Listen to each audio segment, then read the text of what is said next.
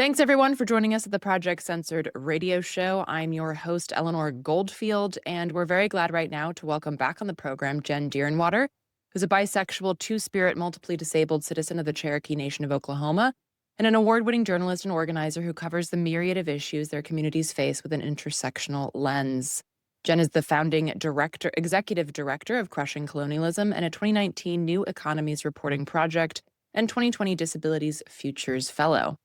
Jen is also the editor of Sacred and Subversive, Queer Voices on Faith and Spirituality, which is coming out in early 2026. Jen, welcome back. Yeah, thank you for having me on again. Absolutely. So, Jen, Pride Month is upon us. It's officially June, although, as I like to say, I'm bisexual 12 months out of the year. But today we're going to dive into a lot of things that, as your bio suggests, the intersections of issues. Colonialism, Indigenous power and identity, including queerness. So I want to start off with an under-discussed aspect of colonialism, which is how it destroyed anything outside the binary, including the gender binary. And in a recent interview with Bandi Kiki, who's a Cameroonian LGBTQ activist, she said, "Most of what I know about my gender is highly influenced by Western imperialism. I find myself questioning my identity as an African woman. Am I the creation of colonizers or the continuation of my ancestors?" End quote. So, with that framing, I was wondering if you could talk a little bit about this struggle of defining oneself inside the confines and using the language of a colonized society while also using that language to uplift what colonization has tried so hard to destroy. Oh, that's a big question. Yeah, it's tough. I think just language alone is a really good example of how do we define ourselves. Um, in English language, I'm two-spirit, but in another indigenous language, I could have a completely different term. Many of our tribes have had more than two genders, pre-colonization. But a lot of that history has been erased. It's been erased by all of the variety of European colonizers who came here. They kept records of their exploits and travels and things here in the so-called Americas. And they also, in that they kept records of, the natives and what we were like. And throughout these records, you can see a lot of inaccurate and contemptuous portrayals of gender. It really tends to focus more on those that they perceived as men doing, lowly women's work, and but there was a little bit about, women as well. But in general, colonization really changed all our genders. It wasn't just how it impacted those of us who aren't cis men or cis women. It impacted the distribution of labor and the way that things worked. As more and more of our land was taken from us, we went from being a lot of hunting communities to being just farming. You need a lot of land if you're going to hunt and support a village and a people. And as that shrunk and colonization took over our lands more and more, what happened was the men became the farmers, whereas the women generally farmed. And now the women were relegated to the household tasks. And part of that, as you read through some of these old, colonizer transcripts, is they talked about, how could the women be out farming? This is so unladylike. What are they doing? So our gender in general, even for like our straight cis indigenous people, they have been impacted in the way that gender roles has impacted our tribes and the way that we've lived and survived. But I think the big point I really want to make is that as a lot of these, archives by these, variety of Europeans from all over, they all just kind of kept building on each other. They were coming into these lands with these preconceived notions of what immoral, disgusting, heathen savages we must be. And slowly over time, they stopped writing about our people who would now be considered two-spirit. And I can't help but wonder why that is. Is it because they lost interest, or is it because they killed all of our two-spirit people, or is it because we started hiding? And, it's probably the last two. But unfortunately, one of the sort of ramifications of that is that we now have a lot of anti-queerness within our Native communities. And there's a lot of this rhetoric of, well, queer people didn't exist before the white man. The white man brought queerness here. There's just this complete erasure within many of our own communities of who we've always been. And so much of that is tied to these colonizers and what they wrote about us and how they perceived us. And it's all entirely wrong. I've been reading this really amazing book called Reclaiming Two Spirits: Sexuality, Spiritual Renewal, and Sovereignty in Native America. It's by Gregory D. Smithers. It is an excellent, very well-researched book. I'm a giant research nerd, so I'm always, as I'm reading the chapters, I'm like, look back at the notes. I want to go look up all of these sources. um, and a lot of what I already knew and some of what I suspected, I've seen in this book so far. And I think and I know I'm kind of getting a little off topic here, but this is another great example of why I do the work that I do in storytelling and media and arts, because we didn't get to tell those stories for ourselves. And look at the ramifications of that over 500 years later. Indigiqueer people, Indigenous people in general, coming in and telling our stories is the only way that there's ever an accurate record. And those records matter. Yeah, absolutely. So I want to get into a big a storytelling event that you're planning later this month. But first, I want to kind of dig into that a little bit more, because I mean, if the records that exist that are most that are most accessible are from the colonizers, how do you patch together this, ancestral lineage of queerness and even just indigenous identity? Like, how do you patch together this mosaic knowing that so much has been violently destroyed? I mean, sadly, you have to go back in many ways to what the colonizers wrote. And you just kind of have to deduce what they were seeing and perceiving versus what was actually happening. And a lot of these records, it's not just, oh, the Southeastern tribes or it's the Plains tribes. Like, this is records of Indigenous people in many different lands having more than two genders, having, this distribution of labor and way of living and spiritualities and just worldviews that didn't revolve around that. Um, and I think by going back and looking at these colonizer sources, as awful as they are, we're able to establish, like, there's always been more than just cis men and cis women. And I think through the work of Indigenous scholars and storytellers and elders and so forth, I think that we can start to put that history back together in a decolonial way. And with that, we can also bring back to our communities where there are some people that, like I said before, they don't think that we were ever queer. And we can show them, no, we've always had queer people.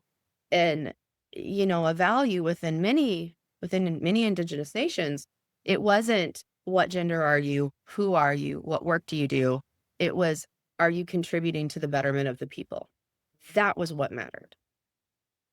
And I think that by going back and looking at these resources and putting these stories back together for ourselves, I think that moves us in the right direction. But it takes a lot of time, and it does take money. Doing research, it's not free. A lot of times you have to travel, you have to go to fancy libraries and archives to get access to these documents. If you don't speak a language other than English, good luck with that. You're having to translate things.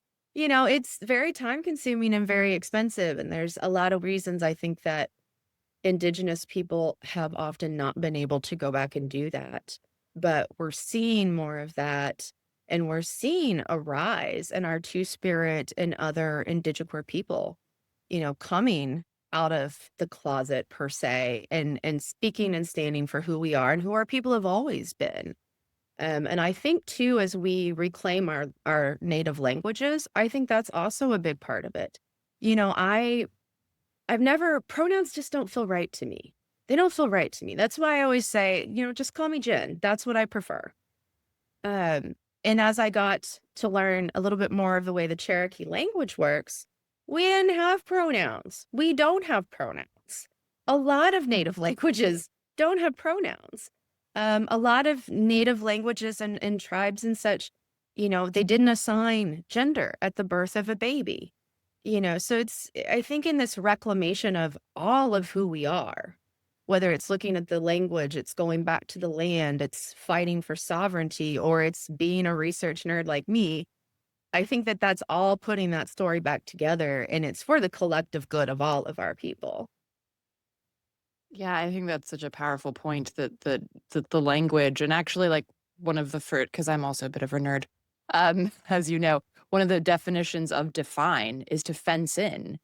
Um, and so to me, this also goes back to the advent of capitalism, when they started fencing in the commons in England and then, of course, invading Ireland to do the same and things like that. It's like you're literally like removing the inherent meaning of something to define it in a language, especially for an indigenous person, that a language that has been imposed violently upon a people. So I think that's a really important point. And with those intersections of violence, I know that we're recording this on Friday, May 9th, and May 5th is a day to commemorate worldwide missing and murdered Indigenous women, girls, two-spirits, and relatives.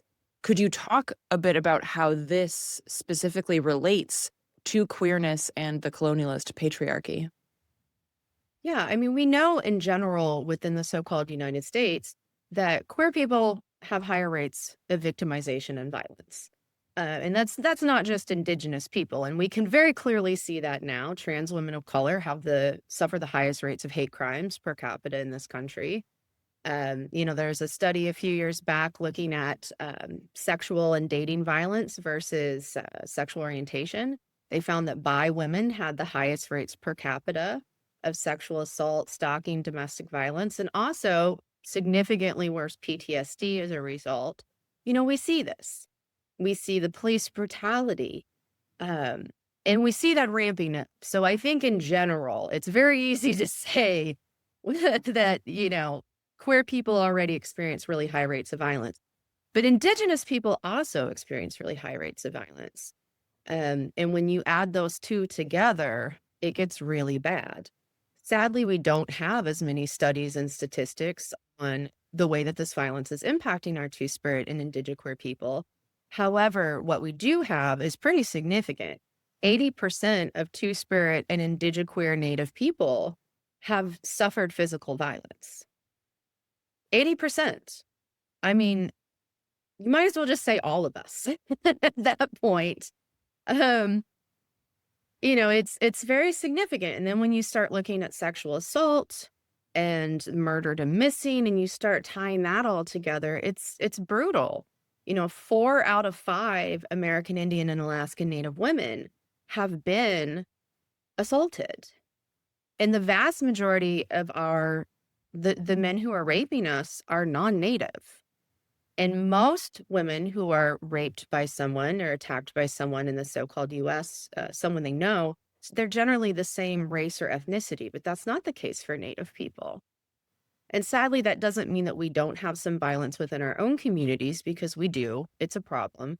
But this is a continualization of colonization, coming in, raping us, murdering us, trafficking us.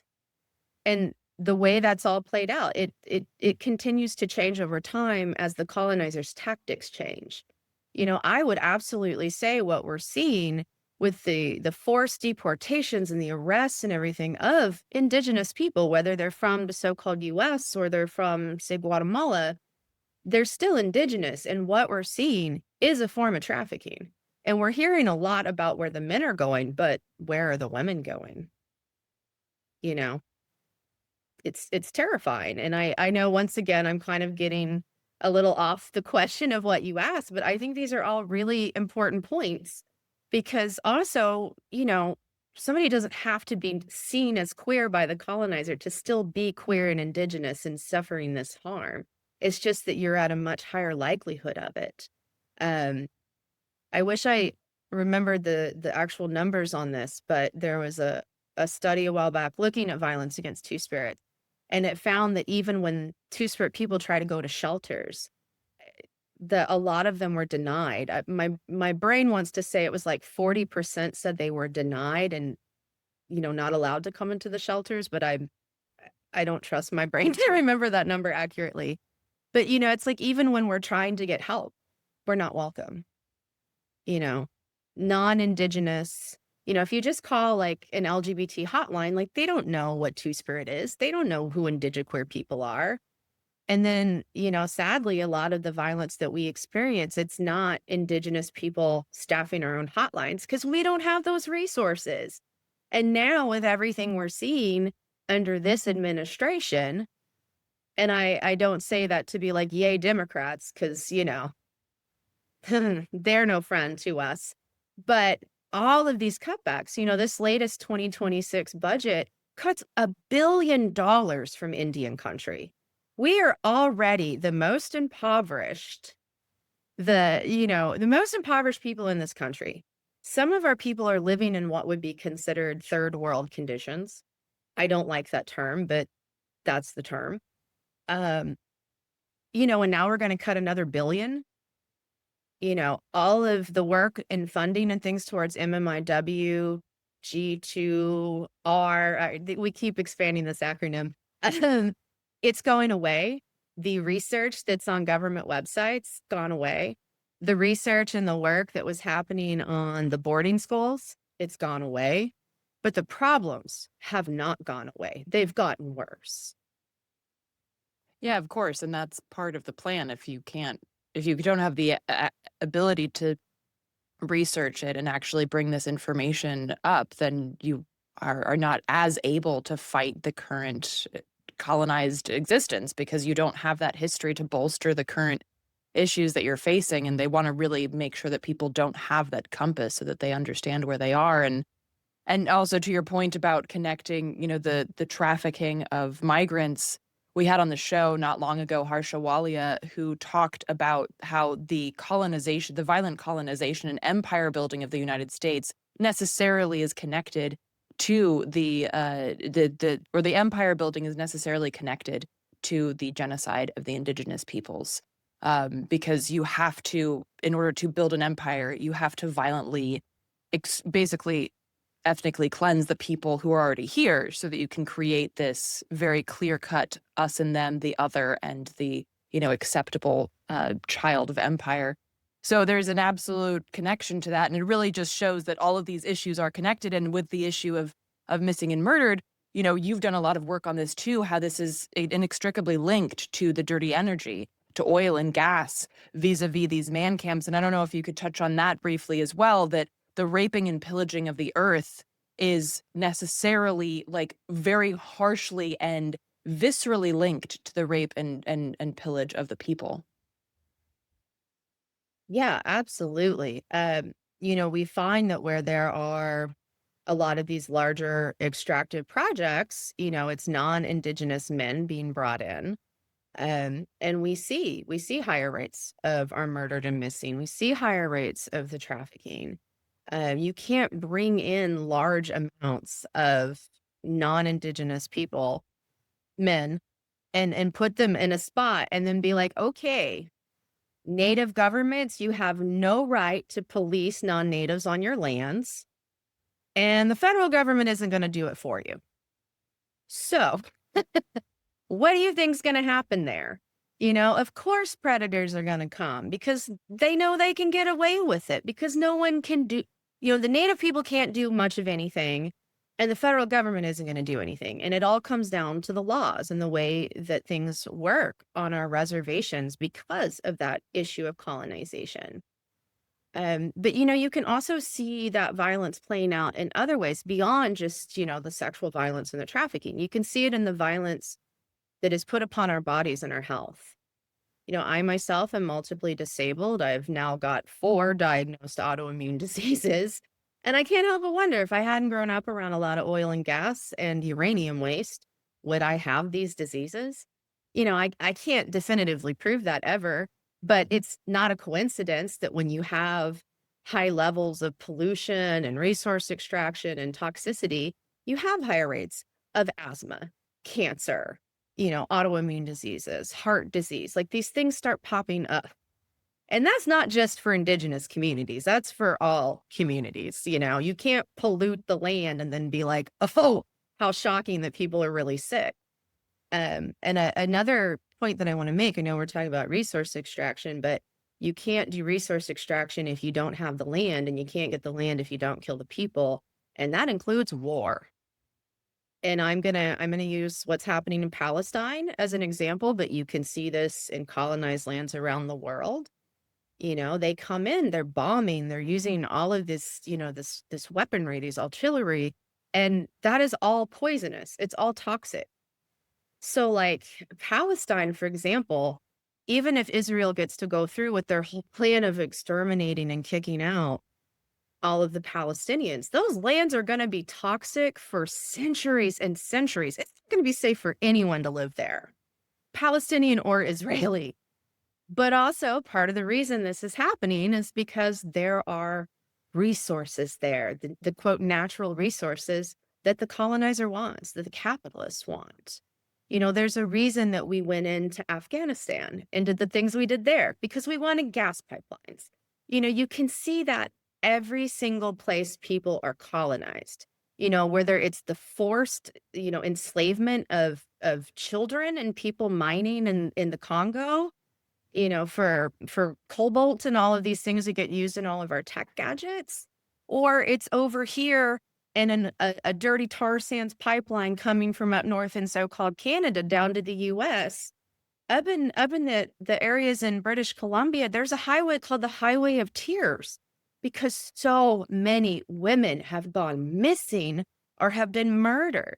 And it's not just our women, it's our babies. Emily Pike, an Apache girl, was found dead and dismembered on the side of a highway. Our lives mean nothing to the colonizer. They will sit and talk about, oh, we care about children and this, that, and the other, but they don't care. They don't even care about their own children, let alone indigenous children. So, yeah. Yeah. Well, all of this is all tied. Yeah, absolutely. And I think it says so much to the point of, specifically the violence against indigenous children or people in general is so, of course, tied to ecocide, because the indigenous people are so tied to the land. And that is a threat to colonization and capitalism, because it not only shows a different way of living that isn't this horrific, like, dystopia, but it also speaks to the fact that no, people want to protect these lands, and people will fight for these lands, and that stands in the way of the bottom line, which is also, why we see so much violence against indigenous people in regards to, whether that be forest protection or, the protection of any land. It is, I think it's something like 85% of the protection of lands at risk is done by indigenous peoples. That's remarkable when you consider what a small portion of the global population indigenous people are. It's a staggering percentage, but it really speaks to that tie that it's part of colonization to not just eradicate the people, but the culture, which is that connection to place, which of course we see in the most horrific ways in Palestine at the moment.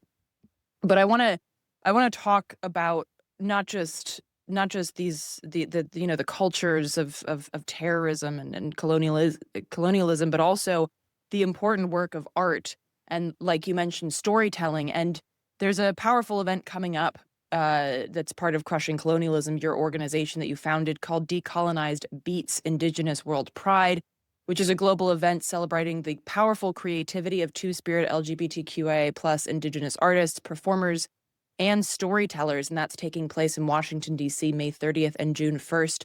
Could you talk a little bit about this event, the purpose of it, and the importance of it? Yeah, so back in December 2022, we made the decision. We were like, DC is going to host World Pride.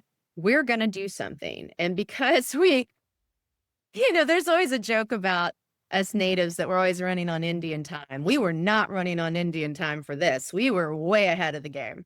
And because of that, I said, you know what? We're going to do something big. We're going to celebrate our people, and we're going to bring in Indigenous people from all over. And so we have been working. It's a multi-year program for 2.5 years. We did a kickoff event with the local community on Treaty One land in so-called Winnipeg, Canada in 2023. And then in 2024, we did a indigiqueer youth film training for indigiqueer youth from around the world, learn how to make a 5 to 10 minute film. At the end of the 4 months, they all got paid $500 for their time. And we're doing a world premiere of their films at our Decolonized Beatz Indigenous World Pride events here in DC. We also made an album called Hope. It has indigiqueer musicians from around the world on it, and they collectively wrote the main song of the album, Hope. And so that is released on all streaming platforms and will be on our website on May 19th, which is the first day of World Pride. And we're bringing in all of those musicians to perform. So for us, this has been years of work. It's not just these events happening during World Pride, although they're very important and I'm very excited. For us, it's just the overall mission of getting our people trained, getting them resourced, and helping them have the careers and the ability to tell these stories and be heard as they should be.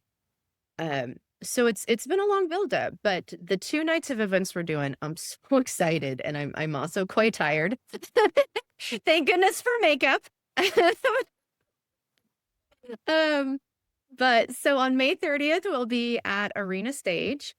We have so much great stuff going on that night. We have 2 panels. We've got performances of music and poetry and drag.